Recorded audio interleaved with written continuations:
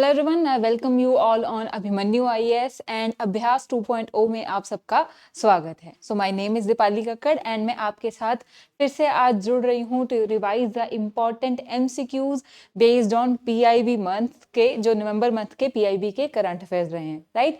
तो पीआईबी में जिन भी चीज़ों की चर्चा हुई है, क्लियर, जो इम्पोर्टेंट हमारे लिए न्यूज़ बन जाती हैं, हम उन सबको जो है इन सेशंस में कवर कर रहे हैं। और लास्ट वीक जो है हमारा सेशन रह गया था, सो इसलिए इस बार हम पहले अपना करंट अफेयर वाला सेशन जो है आज उसे जो है कंक्लूड करेंगे, सो दैट हमारी करंट अफेयर की रिवीजन जो है वो भी कहीं ना कहीं पीछे ना छूटे, राइट। सो अभ्यास 2.0 जो कि अभिमन्यु आईएएस का एक नोवल इनिशिएटिव है, आई होप आप इस सब जो हमारा इस इनिशिएटिव है इसका बहुत अच्छे से बेनिफिट ले रहे हैं। और अच्छे से बेनिफिट आपको कैसे लेना है, कुछ नहीं करना, आपको इन सेशंस को ज्वाइन करना है।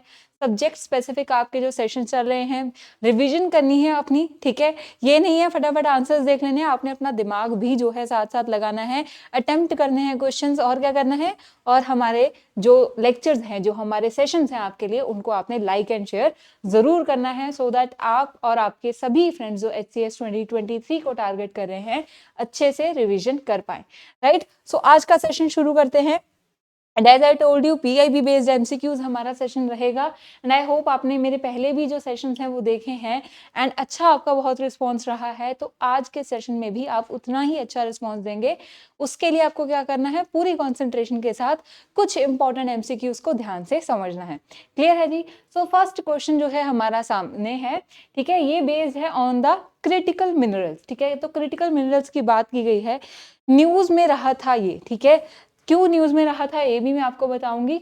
सो पहले क्वेश्चन देखते हैं कि क्वेश्चन में पूछा गया है, consider the following statements regarding the critical minerals, ठीक है। क्रिटिकल मिनरल्स के रिगार्डिंग आपको दो स्टेटमेंट दी गई हैं और आपसे पूछा गया है how many of the above statements are correct, कितनी स्टेटमेंट इनमें से करेक्ट हैं। क्लियर है।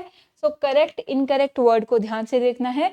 ये क्या है, only one, only two, only three, only four, none, ये कौन सा पैटर्न है, ये यूपीएससी एग्जाम का एक न्यू पैटर्न है, ठीक है, जो हमने अभी यूपीएससी प्रीलिम्स में देखा है। एंड कहीं ना कहीं हम क्या देखते हैं, एचसीएस भी यूपीएससी के ट्रेंड्स को ही फॉलो करता है। सो आपको अपने जो क्वेश्चंस हैं उनको जो है यूपीएससी एंड एचसीएस के जो ट्रेंड्स के हिसाब से, जो प्रीवियस ईयर के हिसाब से ही प्रैक्टिस करना चाहिए। क्लियर है, इस चीज को आपने ध्यान से समझना है। एंड प्रीलिम्स की जो इम्पोर्टेंस होती है प्रीलिम्स रिवीजन के लिए, ठीक है, टेस्ट सीरीज की जो इंपॉर्टेंस होती है उसकी हम जो है आज के एंड में सेशन में जरूर बात करेंगे। सो पूरी वीडियो को आपने पहले रिवाइज कर लीजिए, फिर हम importance of the test series, ठीक है, कि ऐसे ही हमें क्यों क्वेश्चंस प्रैक्टिस करने हैं उसकी भी बात करेंगे, राइट। सो क्वेश्चंस में दो स्टेटमेंट है regarding the critical minerals. First statement क्या बोल रही है, critical minerals are those essential for are those that are essential for the economic development, national security, ठीक है, नेशनल सिक्योरिटी के साथ साथ इकोनॉमिक डेवलपमेंट के लिए इंपॉर्टेंट है। और the lack of availability these minerals could potentially lead to supply chain vulnerabilities and even disruptions of the supplies, ठीक है। तो फर्स्ट स्टेटमेंट में जो है आपको क्या दी गई है, एक तरह से डेफिनेशन दी गई है। क्या ये एक करेक्ट डेफिनेशन है कि वो मिनरल जो भी हमारी इकोनॉमिक डेवलपमेंट, नेशनल सिक्योरिटी के लिए इंपॉर्टेंट है, एंड अगर इनकी सप्लाई कम हो जाती है तो सप्लाई चेन में ही प्रॉब्लम जो है शुरू हो जाती है।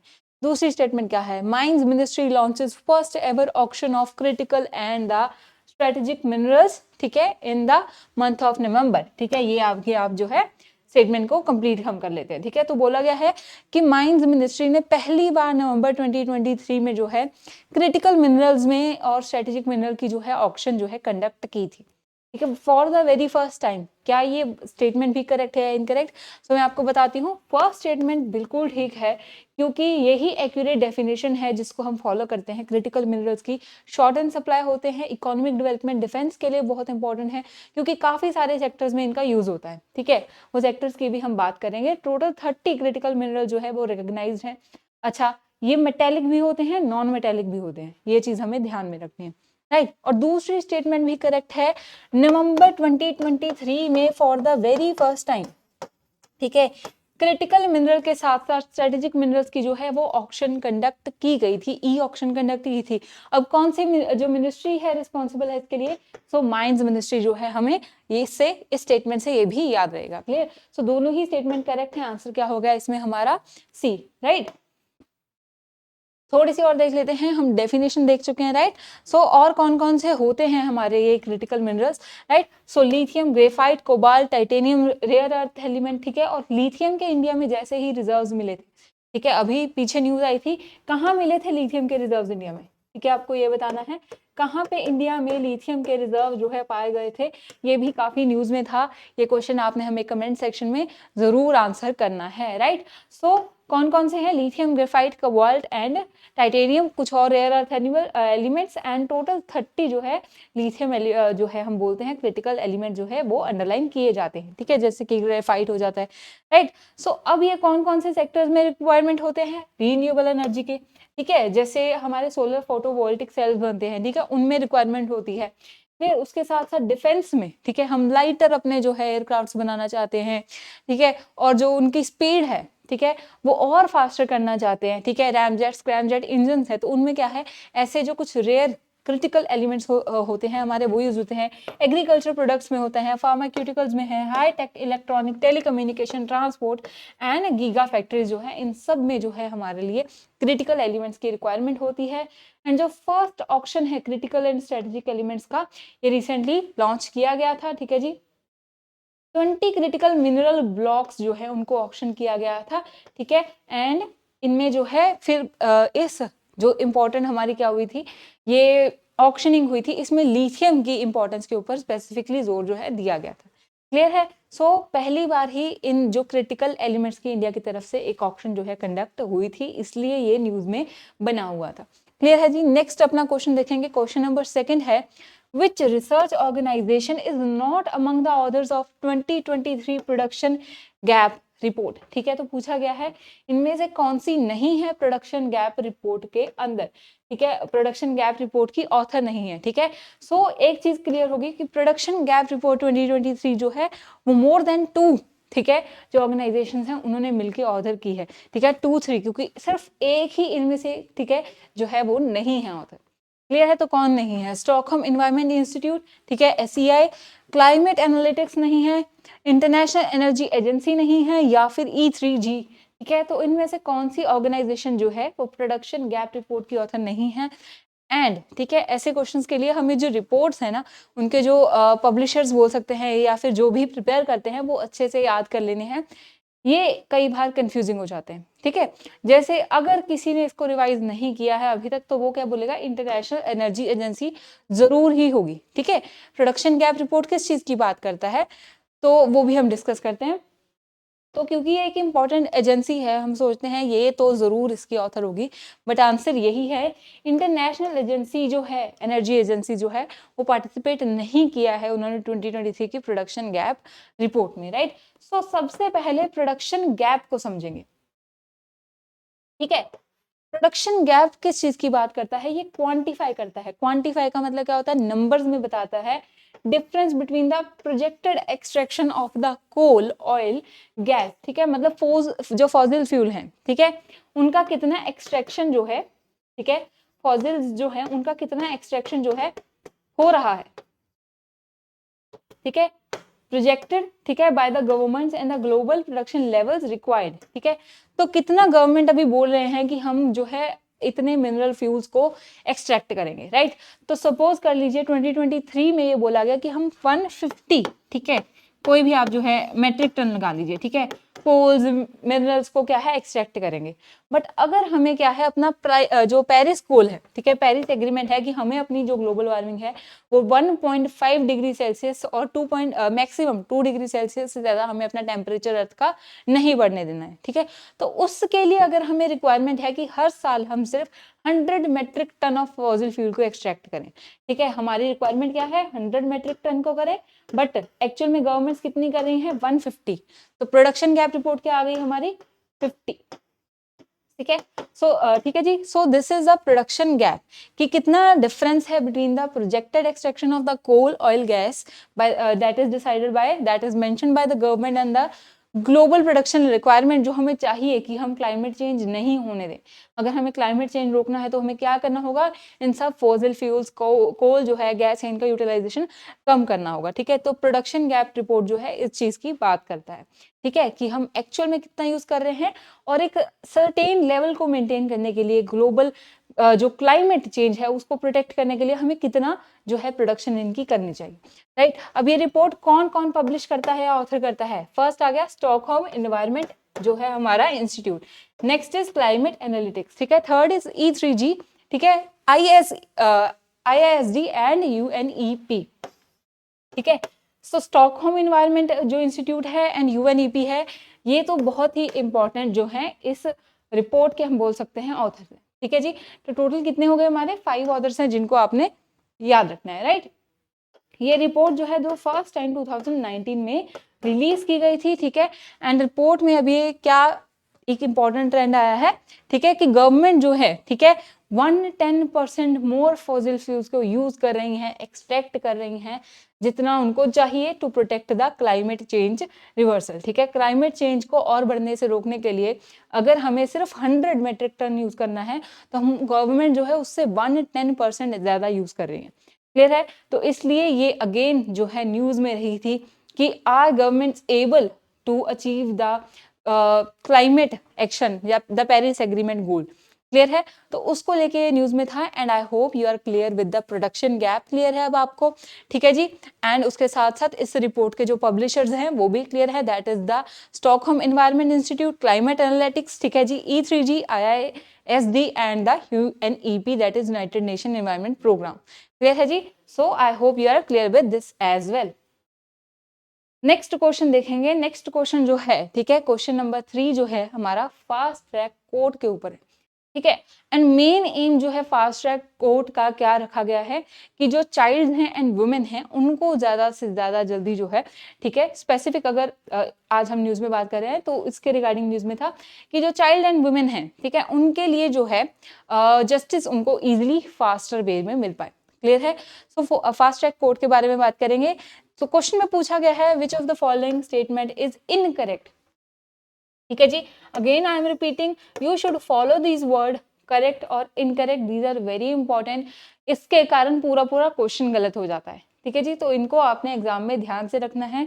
This is one of the importance of the test series that you get to know कि आपको क्वेश्चंस को कैसे अटेम्प्ट करना है। क्लियर है जी, सो आगे देखिए कि कौन कौन सी स्टेटमेंट इनकरेक्ट है। Fast track courts scheme has been extended for another 3 years from 1st January 2023 to 31st of the, ठीक है जी, March 2026। ठीक है, 1st April। ठीक है जी, एंड नेक्स्ट जो बोला गया है, it is a central sector scheme. ठीक है, तो देखना है कौन सी स्टेटमेंट गलत है। क्या इसको एक्सटेंड किया गया है 3 साल के लिए? क्या ये एक सेंट्रल सेक्टर स्कीम है? अब ये जो फास्ट ट्रैक स्कीम है इनिशियली लॉन्च की गई थी 1 साल के लिए। ठीक है, थर्ड स्टेटमेंट बोल रही थी कब? अक्टूबर 2019 में। ठीक है, बट बाद में ये जो एक्सटेंड हो गई थी, ठीक है, for the further 2 years, that is, ठीक है, 2019 के बाद 21-22 तक ये जो है एक्सटेंड हुई है। क्लियर, और ये स्कीम जो है ये इंप्लीमेंट कौन करता है?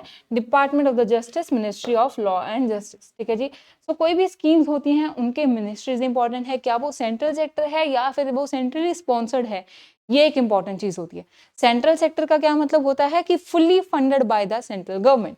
राइट, एंड अगर सेंट्रल स्पॉन्सर्ड की बात करें तो कुछ शेयर सेंटर का रहेगा, कुछ जो है वो स्टेट गवर्नमेंट्स का रहेगा। एंड नॉर्मली ये रेशियो जो है 60-40 की रेशियो मेंटेन होती है, that is 60% of the funds are allocated by the central government and the rest 40% by the state government. Right, so clear है, 4 स्टेटमेंट्स आपके सामने हैं एंड जल्दी से सोचिए आप। ठीक है, एक चीज जरूर किया कीजिए। ठीक है, अगर आपको लगता है कि आपको अटेम्प्ट करने का टाइम नहीं मिला सो एक बार पॉज कर लीजिए। ठीक है, एक बार पॉज कर लीजिए कीजिए एंड अपना जो क्वेश्चन है एक बार रीड करके उसे खुद से अटेम्प्ट करके देखिए कि क्या आपको इसका आंसर सही पता था। ठीक है जी, सो स्टेटमेंट की बात करते हैं। तो फर्स्ट, ठीक है, क्रोनोलॉजी के हिसाब से चलें। C statement is accurate, That is the fast track court scheme was launched initially for the year on the October 2019. उसके बाद 2 साल और एक्सटेंड रही, दैट इज 2020 एंड 21 में भी ये जो है इसको इम्प्लीमेंट किया गया, ठीक है। 14th if I am correct जो फाइनेंस कमीशन है उसमें रिकमेंडेशन की गई थी कि बहुत पेंडेंसी है तो जो फास्ट ट्रैक कोर्ट्स है इनको स्टैब्लिशमेंट करनी चाहिए, ठीक है। तो इनिशियली 1 ईयर के लिए किया गया, उसके बाद 2 साल, क्लियर। अब ये न्यूज में क्यों थी?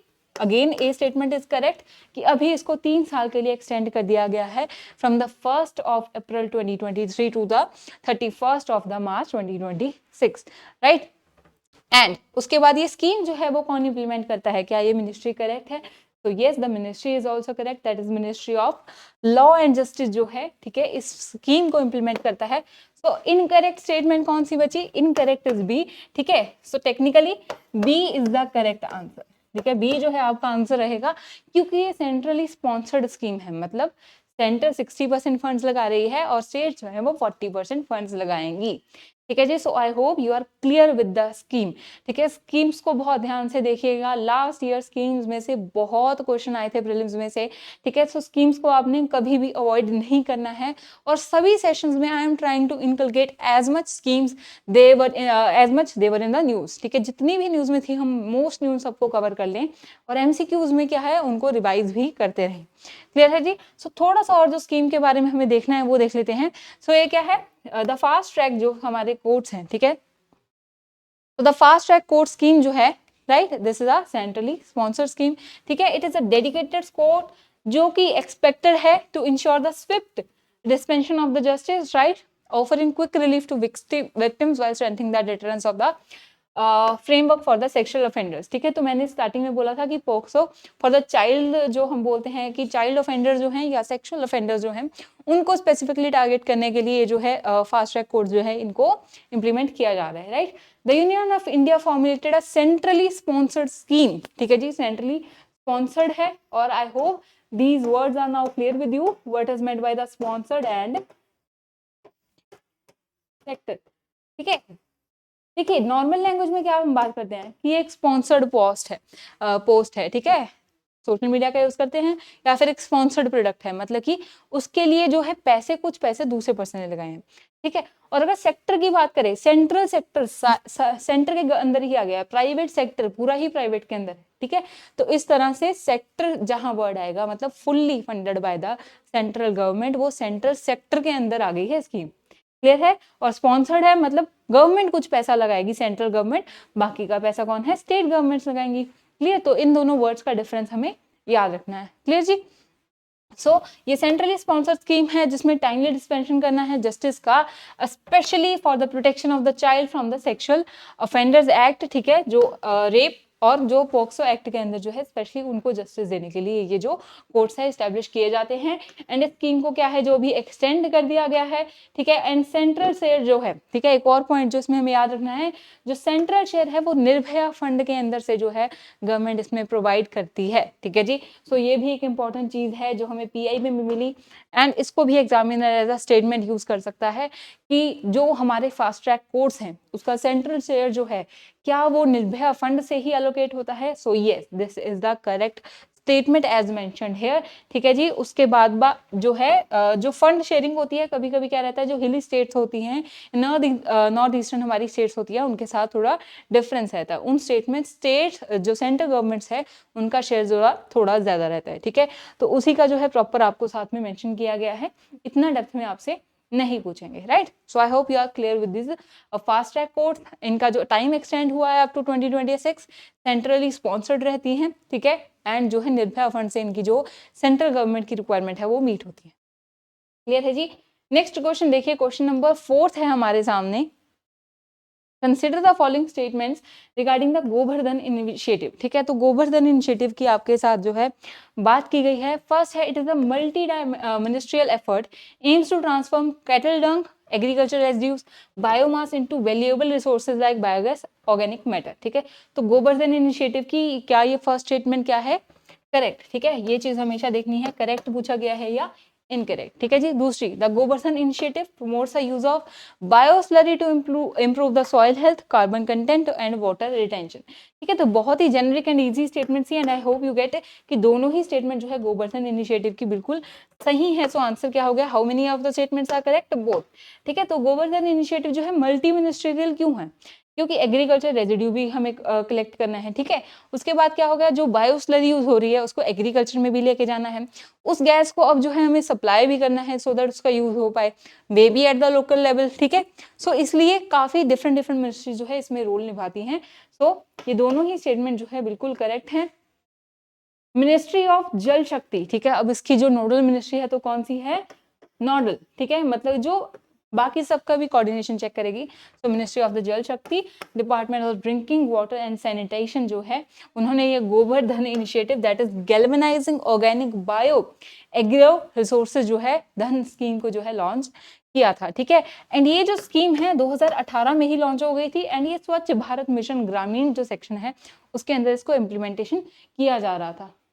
And it is expected to create opportunities to convert the cattle dung, other organic waste into compost, biogas and the even larger scale of the bio CNG units. ठीक है, so self explanatory है ये statements and I hope these are the clear for you. ठीक है जी, कि compost भी बनेगा, biogas भी आएगी, सीएनजी की यूनिट्स भी इंस्टेब्लिश होंगी, जो स्लरी है उससे हम यूज करेंगे अपनी एग्रीकल्चर प्रोडक्टिविटी के लिए भी, वाटर रिटेंशन ऑफ सॉइल की, राइट। सो इन्हीं सब चीजों के ऊपर ये गोवर्धन इनिशिएटिव जो है वो बात करता है कि ऑर्गेनिक रिसोर्सेज को हम जो है यूज करेंगे। क्लियर जी, कुछ और इसकी जो डिटेल्स हैं। ठीक है, सो रिसेंटली इसकी क्या है, एक रिसेंट होने वाला है जी कॉन्फ्रेंस, ठीक है जी, जिसके कारण ये न्यूज में थी। कॉन्फ्रेंस का नाम क्या है, SBM Swachh Bharat mission Gobardhan biogas conference accelerating waste to wealth and the circular economy का एक बहुत अच्छा एग्जांपल है।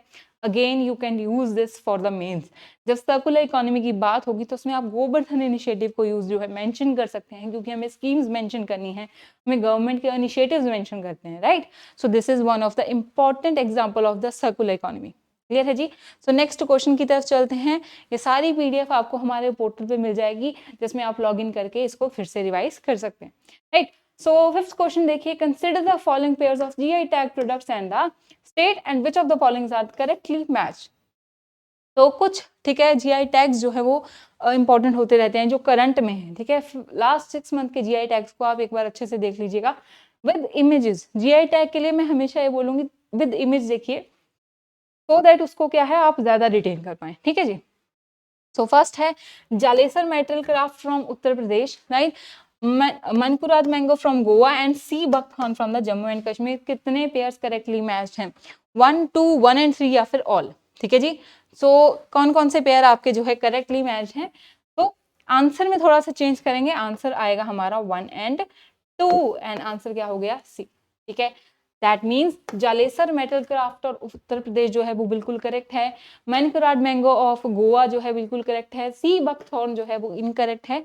ये लद्दाख का प्रोडक्ट है एंड दैट टू फोर्थ। ठीक है, लद्दाख का 4th प्रोडक्ट है जिसे GI टैग मिला था। क्लियर है जी। सो इन प्रोडक्ट्स की अब हम बात कर लेते हैं। उत्तर प्रदेश का जो जालेसर धातु शिल्प है, मेटल क्राफ्ट है, ठीक है, ये एक कॉम्प्लेक्स मेटल क्राफ्ट माना जाता है। ठीक है, जो इनके लोकल कम्युनिटीज है थथेरास, ठीक है, उनके साथ जो है ये एसोसिएटेड है क्राफ्ट। ठीक है, बहुत ही महीन वर्क किया जाता है। एंड ये जो टाउन है जालेसर इन उत्तर प्रदेश ईटा डिस्ट्रिक्ट में, उसी से इस क्राफ्ट को उसका नाम मिला है जालेसर मेटल क्राफ्ट या धातु शिल्प, राइट। सो इसमें जो है ब्रासवेयर यूज किया जाता है, क्राफ्टमैनशिप का जो है डेकोरेटिव आइटम्स में जो है इनकी प्रोडक्शन की जाती है। क्लियर। नेक्स्ट अगर बात करें मैंगो की, तो गोवा का मनकुराद गोवा जो एप्पल सॉरी मैंगो है हमारा, ठीक है, इसको टैग मिला है। गोवा का एक और जो है बेबिनका, ठीक है, बेबिनका जो है इसको भी गोवन बेबिनका, ठीक है, BEBINCA यहाँ लिख देते हैं। गोवन बेबिनका क्या है, ये एक क्वीन ऑफ गोवन डेजर्ट भी बोला जाता है। क्वीन ऑफ गोवन डेजर्ट मतलब कि क्या है, ये एक स्वीट डिश है जिसको एक क्या मिला है GI टैग। एंड गोवा का एक और जो है गोवन कैश्यू जो है इसको भी GI टैग मिला है। ठीक है, तो 3 GI टैग्स जो हैं गोवा को रिसेंटली मिले हैं, जो आपने याद रखने हैं, राइट। एंड गोवन मनकुराद मैंगो जो है इसको नाम कहाँ से मिला है, तो पोर्तुगीज जो है इसको क्या नाम देते थे, मेलकोडा, जिसका मतलब क्या होता था कि पुअर कलर्ड है। ठीक है, बट बाद में इसको कोंकणी लैंग्वेज में ये क्या है इंप्रूव होकर इसका नाम मनकुराद गोवा पड़ गया। And it is one of the finest mango variety find in the Goa. India as well. ठीक है, तो गोवा के 3 जो है जीआई टैग्स हो गए, गोवा का कैश्यू, गोवा का मैनकुराड मैंगो एंड गोवन बेबिनका। ठीक है, एंड गोवन बेबिनका को क्या बोलते हैं, क्वीन ऑफ गोवन डेजर्ट भी बोलते हैं। क्लियर है, सो ये 4 आपने जीआई टैग्स देख लिए। आगे चलते हैं, सी बकथॉर्न की हम बात कर रहे थे। ठीक है, ये एक श्रब है जिससे ऑरेंज येलो कलर के, ठीक है, बेरी, ठीक है, छोटी छोटी बेरीज जो है प्रोड्यूस होती हैं, right, sour in taste but rich in the vitamin, right. And ये एक इंपॉर्टेंट जो है हम बोल सकते हैं क्रॉप है ऑफ द यूटी लद्दाख। इसको क्या बोलते हैं, वंडर प्लांट, लद्दाख का गोल्डन बुश या फिर गोल्डन माइन। ठीक है, तो ये जो है इसको डिफरेंट नेम्स मिलते हैं, ये हमें याद रखने हैं। क्लियर है जी। उसके साथ साथ सी बकथॉर्न जो है ये 4th प्रोडक्ट बना जो कि लद्दाख का, जिसको जीआई टैग मिला आफ्टर द एप्रिकॉट। ठीक है, राक्से कार्पो जो कि एप्रिकॉट का नाम है, राइट। पश्मीना एंड लद्दाख की वुड कार्विंग। ठीक है, pashmina from Ladakh has got the GI tag as well. ठीक है जी। सो ये सारे जीआई टैग्स को आपने अपने एग्जाम्स के हिसाब से याद रखना है। क्लियर है, नेक्स्ट क्वेश्चन की तरफ चलते हैं। अच्छा, जीआई टैग कौन सी मिनिस्ट्री देती है? ठीक है, तो जीआई टैग जो है ministry of commerce and industry से लिंक्ड है।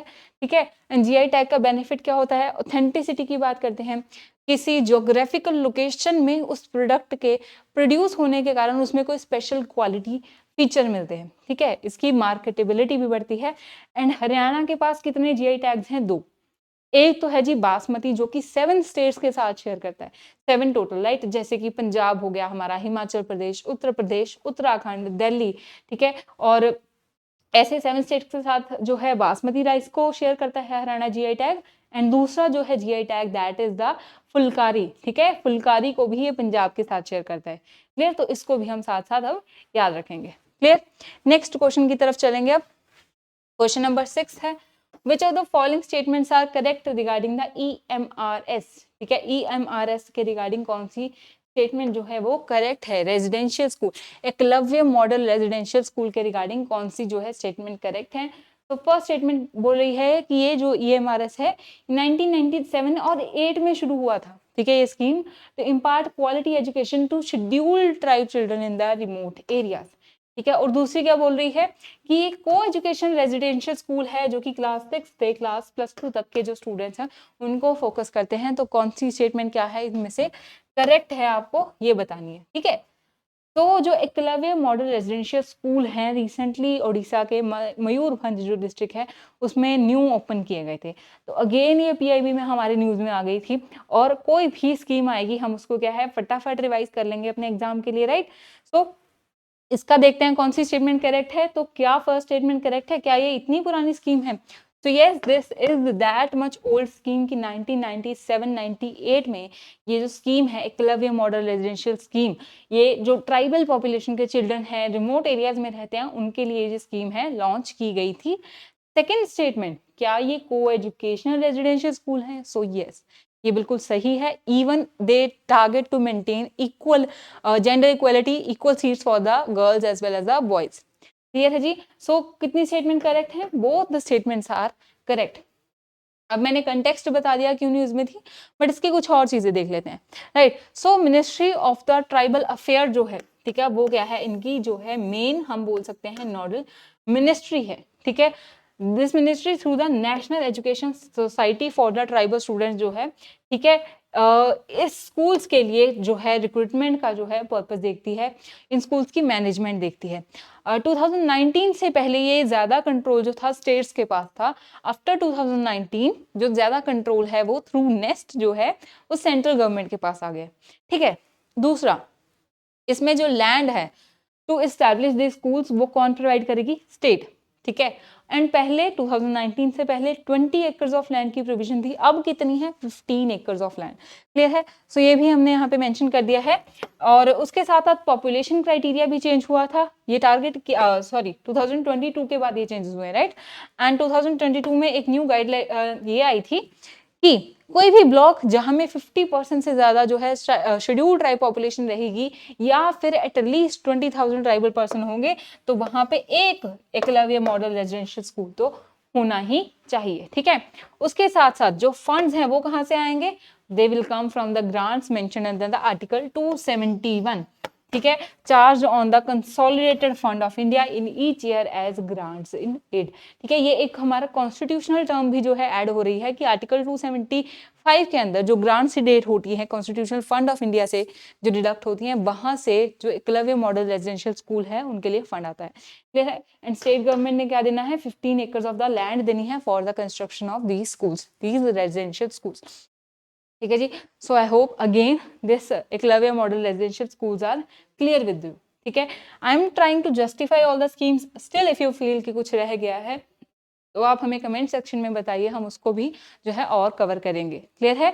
एंड इफ यू फील कि ये बहुत आपके लिए इनफ है, सफिशिएंट है, जो हम देख के चल रहे हैं कि एग्जाम स्पेसिफिक हो जाए, सो लेक्चर को लाइक एंड शेयर जरूर करना है आपने। क्लियर जी? So which of the following, 7th question में बोला गया है, which of the following are the types of the intellectual property rights. ठीक है, इंटेलेक्चुअल प्रॉपर्टी राइट्स इनमें से कौन कौन से हैं? इंटेलेक्चुअल प्रॉपर्टी राइट्स किस चीज की बात करता है कि किसी चीज के ऊपर आपका लीगल राइट है। कौन सी चीज के ऊपर? आपने कोई इनोवेशन कर दी, आपने कोई प्रोडक्ट बनाने का न्यू मेथड डेवलप कर दिया। जीआई टैग क्या है? ये भी एक तरह का इंटेलेक्चुअल प्रॉपर्टी राइट है। क्यों? कोई, हमने क्या बात की थी, हमने कही थी जालेसर धातु शिल्प की, उत्तर प्रदेश का, है ना। तो जालेसर जगह में जो वो धातु शिल्प बन रहा है, वो उसी जगह में रहने वाली कम्युनिटी ही उतना अच्छा बना सकती है। ये क्या हो गया? उनका एक प्रॉपर्टी राइट हो गया उस चीज के ऊपर। ठीक है, एक इंटेलेक्चुअल प्रॉपर्टी राइट हो गया, क्योंकि उसमें वो अपनी कला, एक स्किल यूज कर रहे हैं। ठीक है, जो कि इनके इंटेलेक्ट से जुड़ी हुई है। क्लियर है जी? तो इनमें से कौन कौन सी जो एग्जांपल्स हैं इंटेलेक्चुअल प्रॉपर्टी राइट्स की? Patents, copyrights, trademark, trade secret या फिर इंडस्ट्रियल डिजाइन। ठीक है, 1, 2 and 5 only, 1, 2 and 4 only, 2, 3, 4 and 5 या फिर ऑल ऑफ दी अबव। ठीक है, सो आंसर क्या होगा इसमें हमारा? D, all of the above. ठीक है, सारे ही जो है हमारे इंटेलेक्चुअल प्रॉपर्टी राइट के एग्जांपल है। ठीक है, पेटेंट्स जनरली, पेटेंट्स जो होते हैं वो किसके लिए होते हैं? वो होते हैं, हमने कोई न्यू इन्वेंशन कर दी। ठीक है, तो क्या करते हैं, उस इन्वेंशन पे हम पेटेंट ले लेते हैं, 10 साल तक इस इन्वेंशन का कोई यूज नहीं कर पाएगा। कॉपीराइट्स कौन लेता है? कोई लिटरली वर्क वाले, कोई आर्टिस्ट या फिर कोई राइटर्स बुक पे देते हैं कि इस में जो कंटेंट लिखा गया है या जो ड्राइंग है वो मेरी है। ठीक है जी, उस तरह ट्रेडमार्क्स होते हैं जो बिजनेसेस यूज करते हैं। ठीक है, पेटेंट्स हो गए हमारे इन्वेंशन के लिए, कॉपीराइट जो होते हैं ये आर्टिस्ट और जो राइटर्स हैं वो यूज करते हैं। क्लियर है जी? उसके बाद अगर ट्रेडमार्क की बात करें तो ये बिजनेसेस जो होते हैं, टू डिफरेंशिएट देयर प्रोडक्ट, ये प्रोडक्ट हमने प्रोड्यूस किया था, तो बिजनेस लेते हैं। ट्रेड सीक्रेट्स, ठीक है, अभी क्या हम देखते हैं कि जो फाइनेंशियल मार्केट्स हैं, ट्रेडिंग आपने सुना होगा, उनमें ट्रेड सीक्रेट्स बहुत इंपॉर्टेंट है। किसी को पहले पता चल जाए कि ट्विटर को एलन मस्क खरीदने वाला है, न्यूज में नहीं आया, ट्विटर के शेयर्स बढ़ेंगे, तो लोग अगर ये पहले ही लीक कर देना तो उससे लोग जो है ट्रेडिंग में इफेक्ट पड़ता है, राइट। तो एक ट्रेड सीक्रेट हमारा इंटेलेक्चुअल प्रॉपर्टी राइट हो गया है। एंड इंडस्ट्रियल डिजाइन, किसी प्रोडक्ट को किसी स्पेसिफिक डिजाइन के थ्रू प्रोडक्ट जो प्रोड्यूस करना, ये भी एक इंटेलेक्चुअल प्रॉपर्टी राइट है। एंड जीआई टैग्स भी पार्ट है इंटेलेक्चुअल प्रॉपर्टी राइट्स का। क्लियर है जी? ये वो राइट्स होते हैं इंटेलेक्चुअल प्रॉपर्टी राइट्स जो गिवन टू द पर्सन या फिर समटाइम्स ग्रुप्स एज वेल। ठीक है जी, over the creation of their minds, उनकी माइंड्स की कोई क्रिएशन है, उनकी स्किल की कोई क्रिएशन है। And they usually give the creator an exclusive right over the use of his or her creation for a certain period. ठीक है, और जो प्रॉपर्टी राइट्स हैं, ठीक है, इनको डिफाइन किया गया है article 27 of the universal declaration of the human rights, right. And जो वर्ल्ड इंटेलेक्चुअल प्रॉपर्टी ऑर्गेनाइजेशन है, ठीक है, इसके अंदर दो ट्रीटीज की गई थी जो इन राइट्स को प्रोटेक्ट करेंगे। ठीक है, ये भी न्यूज में बने रहते हैं। अगेन आप पीडीएफ के थ्रू इनको जो है एक बार रिवाइज कर लीजिए। नेक्स्ट क्वेश्चन देखिए, 8th क्वेश्चन है, advantage sweet recently seen in news is. Advantage sweet नाम के, ठीक है, एक प्रोडक्ट बोल सकते हैं या फिर कोई एक एलिमेंट बोल सकते हैं या फिर कोई वेसल है, कोई ड्रोन है, कोई मशीनरी है जिसको न्यूज में देखा गया, ये न्यूज में थी। ठीक है, ये क्या है? क्या एक जीआई टैग प्रोडक्ट है फ्रॉम ओडिशा, एक मरीन वेसल है, एक ड्रोन है, या फिर नन ऑफ दी अबव। ठीक है, सो ये जो है ये न्यूज में थी क्योंकि ये क्या है जी, एक क्रूड ऑयल का हम वेसल बोल सकते हैं। ठीक है, जिसमें इंडिया के क्या थे 23 जो है मरीन हम बोल सकते हैं ऑफिसर्स थे, and they were struck in this vessel. तो ministry of ports and shipping ने जो है इसके रिगार्डिंग न्यूज दी थी जब हमने उनका सेफली जो है वहां से उनको ले आए थे इंडिया में। क्लियर। सो ये जो है एडवांसेस स्पीड, इसको ईरान ने रोक लिया था इस वेसल को, तो इसलिए ये काफी न्यूज में था। एंड जब हमारी मिनिस्ट्री ने इनको सेफली इंडिया में वापस ले आए तो ये जो है अगेन न्यूज में मेंशन रही। क्लियर। सो आंसर क्या हो गया इसका? बी, अ मरीन वेसल। ठीक है जी, बहुत ही सिंपल सा क्वेश्चन था, बट एग्जामिनर आपसे कुछ भी पूछ सकता है, तो क्योंकि एक थोड़ा सा हमें लगा कि हम देख सकते हैं इसे। So all the 23 Indian seafarers on board the vessel advantage sweet, ठीक है, जो कि मार्शल आइलैंड फ्लैग के अंडर थी, इसको सीज किया गया था ईरान के द्वारा। ये एक क्रूड ऑयल टैंकर था। सो इसको जो है इनमें से इंडियन जो है उनको वापस सेफली इंडिया लाया गया है। So it is the marine vessel, a crude oil tanker. ठीक है जी। तो नेक्स्ट क्वेश्चन देखिए, क्वेश्चन नंबर 9 है, which e-commerce company signed a memorandum of understanding with Inland Waterways Authority of India to provide a boost to the transportation of the customer shipment and products, मतलब कि cargo और जो हमारा travel होता है, ठीक है, ट्रांसपोर्टेशन कार्गो ट्रेवल के लिए, ठीक है, through inland waterways using the national waterway one on the Ganga.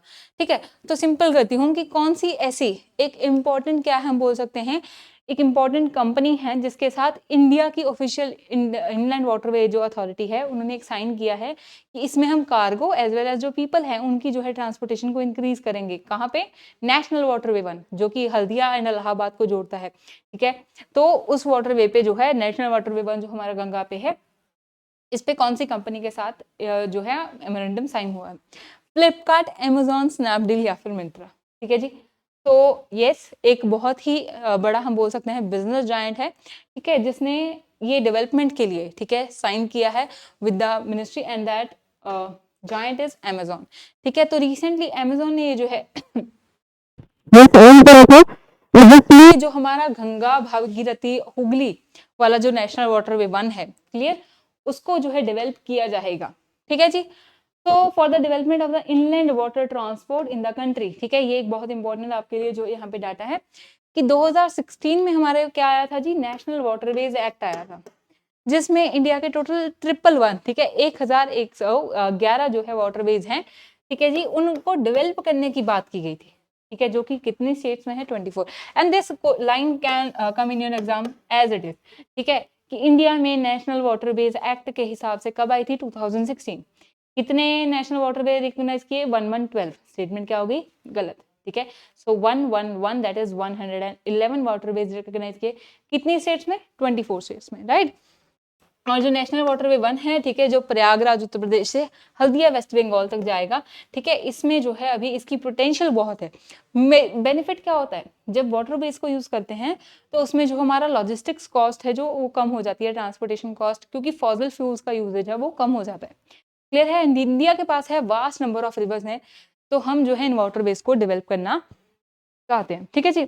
अब आपके लिए एक क्वेश्चन इसमें ये है कि इंडिया का शॉर्टेज, ठीक है, जो हमारा नेशनल वाटरवे वन है, ये तो हो गया सबसे लॉन्गेस्ट, ठीक है, गंगा के ऊपर बना। शॉर्टेस्ट वाटरवे कौन सा है? ठीक है, नेशनल वाटरवे कौन सा है? ठीक है, इसके बारे में आपने जो है हमें कमेंट करके बताना है। दो क्वेश्चंस आपसे मैंने पूछे हैं, दोनों को आपने बताना है। फर्स्ट, लिथियम कहाँ पे मिला, और दूसरा, shortest national waterway of India. Clear है जी। अब नेक्स्ट क्वेश्चन देखिए, क्वेश्चन नंबर है 10th, the global innovation index is published. ठीक है, तो ग्लोबल इनोवेशन इंडेक्स जो है वो कौन पब्लिश करता है? अगेन पीआईबी में इसका मेंशन किया गया था कि बड़ा ही एक रिलायबल इंडेक्स है जो कि बताता है कि इनोवेशन ग्लोबल लेवल पे कैसी है। इसके इन फाइन ट्यून हम नीति आयोग में भी जो है कहीं ना कहीं हम कोशिश करते हैं कि अपनी इनोवेशन जो है उसको अप टू मार्क रखें, राइट। तो कौन सी जो हमारी ऑर्गेनाइजेशन है जो ग्लोबल इनोवेशन इंडेक्स को पब्लिश करती है? World bank, world economic forum, world intellectual property organization या फिर world trade organization, right. So answer क्या है इसमें हमारा? C, world intellectual property organization जो है ये जो है हमारा ग्लोबल इनोवेशन इंडेक्स को जो है वो रिलीज करता है, राइट। अब इंडिया का इसमें क्या रैंक आया था? So India has retained rank, मतलब कि पिछले साल भी हमारा 40th रैंक था, ठीक है, out of the 132 economies. First number पे कौन है जी? स्विट्जरलैंड। ठीक है जी, in the global innovation index. ठीक है, सो ये असेस करता है कि innovation led social economic changes जो है कंट्रीज में हो रहे हैं, ठीक है, कितनी डेवलपमेंट हो रही है। क्लियर। सो ये ग्लोबल इनोवेशन इंडेक्स कौन निकालता है? World intellectual property, right. India का rank 40 out of the 132 countries, right. So I hope these questions are now clear with you, ठीक है। तो थोड़ी सी बात हम करेंगे टेस्ट सीरीज की। तो अभी हमने क्या किया, हमने क्वेश्चन रिवाइज किए, क्या बेनिफिट लगा आपको इसका? एक तो हमने क्या है इसको रिवाइज कर लिया, बट हमने साथ साथ पूरा टॉपिक उस चीज के रिगार्डिंग जो है कवर कर लिया, ठीक है। तो फर्स्ट क्या है, हम जो इम्पोर्टेंट टॉपिक्स होते हैं उनको रिविजिट करते हैं, जो maybe I can assure you कि 90% ऑफ स्टूडेंट्स जो है रिवीजन नहीं कर पाते हैं। हम देखेंगे अभी नवंबर में नोटिफिकेशन आई है, चाहे हम जितना मर्जी बोलें कि नोटिफिकेशन का वेट मत कीजिए, पर कितने बच्चे स्टार्ट करते हैं प्रिपरेशन पहले, ठीक है। हमें भी अभी डाउट्स जो आए हैं वो आफ्टर द नोटिफिकेशन आए बच्चों के। तो इतने कम टाइम में अभी फेब में जो है हमारा एग्जाम है, रिवीजन पीछे रह जाएगी। फर्स्ट वे क्या होगा, आप टेस्ट सीरीज के साथ सिंपली एक पूरा टॉपिक दोबारा से रिवाइज करेंगे। दूसरा, ठीक है, फर्स्ट क्या हो गया, आपने रिवीजन कर ली, अब रिवीजन कर ली, उसके साथ क्या होगा, you can assess your performance, right. So आप असेस करते हैं, okay I have studied this but no I am not able to recall this, मैंने पढ़ा था पर मुझे याद नहीं आ रहा, ठीक है। तो ये चीज कब होगी, अगर हम रिवीजन करेंगे, वो भी एक अच्छे वे में। सिर्फ रिवाइज करेंगे तो मे बी एग्जाम में जाके भूल जाए, उससे पहले ही टेस्ट सीरीज में भूल जाते हैं, उसमें गलतियां कर लेते हैं, ठीक है। थर्ड चीज क्या है, गलतियों से याद आया, ठीक है, सिली मिस्टेक्स करते हैं हम, करेक्ट इनकरेक्ट ही नहीं देखते, क्वेश्चन में पूछा क्या गया है, नर्वस हो जाते हैं, ठीक है, टाइम मैनेजमेंट नहीं आती हमें। तो इन सब चीजों में जो है हमारी जो है ये टेस्ट सीरीज हेल्प करती है, और हम एमसीक्यू सेशन में भी यही फोकस कर रहे हैं कि आप रिवीजन कर पाए, गलतियों को अवॉइड कर सकें, ठीक है जी, आइडेंटिफाई कर पाए क्या इंपॉर्टेंट है। एंड टेस्ट सीरीज की ये सारी इंपॉर्टेंस को देखते हुए हम आपके लिए एक स्पेसिफिक एचसीएस की प्रीलिम्स ओरिएंटेड टेस्ट सीरीज लेके आए हैं, जिसमें सिर्फ 6500 में यू विल गेट 26 टेस्ट, ठीक है। और जो इस टेस्ट सीरीज का मैं हमेशा बताती हूँ, सबसे अच्छा पॉइंट ये है कि इसमें एनालिसिस मिलता है आपको, ठीक है। तो एनालिसिस जो मिलता है उसका आपको क्या बेनिफिट है, इसमें ना आप जैसे टेस्ट अटेम्प्ट कर लेंगे ना, समडे आई विल ट्राई कि मैं आपको वो टेस्ट सीरीज का पूरा एनालिसिस दिखाऊं, ठीक है। आपको टॉपिक वाइज एनालिसिस आ जाएगा, ओके ज्योग्राफी में से ये टॉपिक जो है आपके वीक है, इसको रिवाइज कीजिए, these topics are very good, polity में आप अच्छा कर रहे हैं, फंडामेंटल राइट्स में आप अच्छा कर रहे हैं, ओहो प्रेसिडेंट में गलत कर रहे हैं, तो पूरा टॉपिक वाइज जो है आपको एनालिसिस आएगा, तो आपको समझ आएगा आपको कहाँ पे वर्क करना है, क्लियर है। So this is the importance of test series that we are providing you, right. And इसमें आपको जीएस के कंप्लीट 4 टेस्ट मिलेंगे, सी सेट के 4 कंप्लीट टेस्ट जो है मिल जाएंगे, ठीक है जी। So do check out the test series, Haryana GK की टेस्ट सीरीज भी बहुत इंपॉर्टेंट है, लास्ट ईयर 10 क्वेश्चन आए थे, we can not take risk this time as well कि हम जो है जीके को एंड में कर लें, ठीक है। हरियाणा जीके को भी साथ में ही हमें पक्का करके चलना है प्रीलिम्स को अच्छे से क्रैक करने के लिए, राइट। सो ये टेस्ट सीरीज सिर्फ आपको 400 में जो है मिल जाएगी, जिसको आप एक्सेस करके more than 500 MCQs regarding Haryana GK you can practise, right जी। So this is the importance of test series we have discussed, important current affair we have discussed, and I hope you find this session really good. And अगर अच्छा लगा है तो I would again say you कि like कीजिए, share कीजिए, subscribe कीजिए, Abhimanyu IAS के साथ जुड़े रहिए अपनी एचसीएस की full fledged preparation के लिए, right? And thank you so much. Keep learning. See you in the next session.